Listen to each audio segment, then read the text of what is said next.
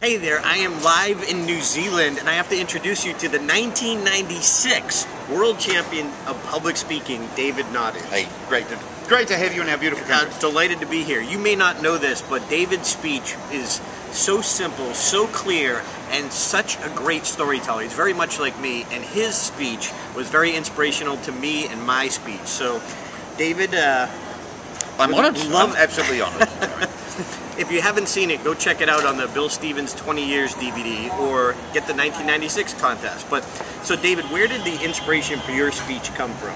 Where did the idea come from? Like most things, Darren, it comes from real life. It's just a case of being out there, doing things and turning an ordinary, simple, everyday event and building on it and turning it into a speech.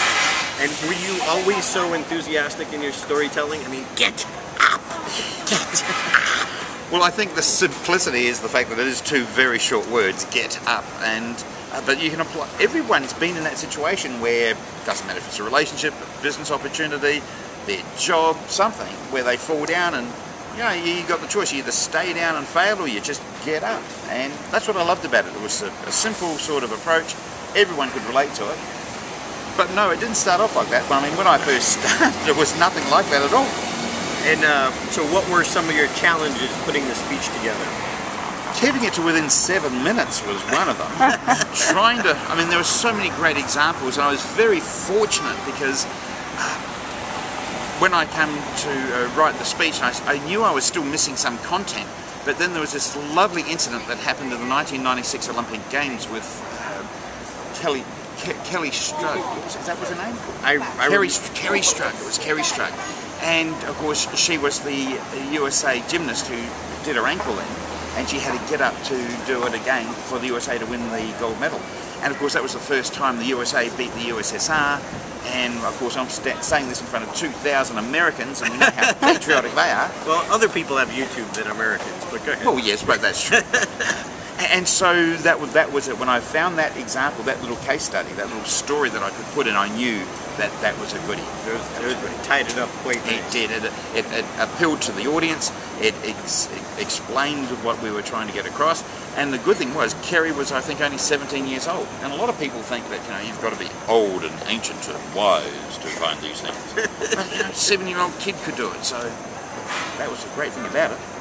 And were you coached? Only through life and self-taught, and I'd sort of watch other past world champions and sort of sought their advice. I mean, I used to go around and give the presentation. I can't remember how many Toastmaster clubs I gave the presentation to in the lead-up to the World Championships. But certainly I got a lot of feedback from... I take the judging form, so right, here it is. This is the judging form they'll be using. Here's my speech marker. But you've got to be careful about that, because I'll never forget, I went to one of the more prestigious Toastmaster clubs here in Auckland, and I gave the speech, and one guy came up to me and said, "David, that was a great speech, but you're going a little bit too slow. You need to pick it up." I said, "Thank you very much." And the guy right behind him came up and said, "You're going too fast, you need to slow down." I said, "Do you know the guy behind you?" So, you've got to take it all with a pinch of salt, I think. And how did you kind of decide which feedback to go with? Because I know that was one of the challenges for me. Yeah, it's a case of, I guess, if 80 out of 100 people are telling you this thing and 20 are telling you the other, I'm going to go with the 80. I'll go with the majority. But I guess really it was just a case of delivering it again, and I'm sure you found this as well. The more often you develop a speech, or the more often you practice a speech and give it out there as a test, you find better words, better pauses, better phrases, a better expression. And it's those nuances, 100 little nuances, that it's just that much better for having done it. And that's what sort of gives a winning speech the finesse, I think. So, like I like to say, great speeches aren't written, they're rewritten. That's right. It's those tiny tweaks. And time again. And I'll never forget, I mean, the closing line that I give in the speech, and I remember it because it was like one of those hallelujah moments. I was in the garage practicing, as I often did, and I was never happy with the ending, the last few words, and it dawned on me once, because if you recall, the speech starts off with me riding a push bike as a kid. And I said, how easy is it for us to remember the simple secret of success? It should be as easy as falling off a bike. And I knew that tying it right back to the beginning in a simple phrase was a good thing to do. So that's exactly what it turned out to be. So I was thrilled with it. But you know it when you find them. So I always encourage people to say, look, just stand up, keep on giving the speech, give it again and again and again. And every time you do, you're going to find different things that you can improve upon. And it feels right. It does. You get those little tweaks. And you know it when you go, that's cool, that's good. That's hot. And how did winning change your life? Well, brilliantly. I mean, my profession now is to help businesses within New Zealand make better presentations. And I look after the top companies in New Zealand, some of our government officials, some of our ministries, how to stand up and make better business presentations. And of course, prior to me winning the World Championship, they'd say, you know, well, why should we use you? And once I won the World Championship, I happen to be very good at this. Good answer.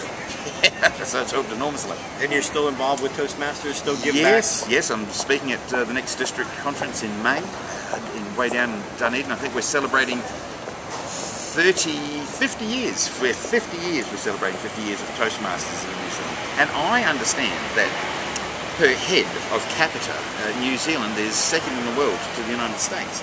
So that's quite. Does that include Kiwis? Yes, it does, Kiwis. It's the only thing I know about New Zealand. I'm learning. No, Kiwis, they're a nocturnal, flightless creature that cannot protect itself. And that's what we decided to name ourselves after. I have no idea why we would do that. I thought it was a fruit. Oh yeah, it's one of those too. What was the best speaking advice you got? Tell stories. Tell your own stories. If you get very good at telling your own stories and master that, then to tell somebody else's story, or a historical story, or a story of Nelson Mandela, or Kerry Strug, or whoever, that becomes easy. The same skills apply. But to perfect those skills, tell your own stories. Perfect. And any last bit of advice to aspiring speakers out there, whether they're a contestant or want to do this professionally? By all means, follow your dream. Do it give it a go. You'll never know how good you can be until you actually give it a go. But if you're writing presentations to win the World Championship, can I make the suggestion? I think I use the formula, make them high, make them cry, make them try. So get them up there, usually through laughter, and then bring them down to the reality of life, the harshness of life, and create an emotional feeling there, and then give them that motivation to try.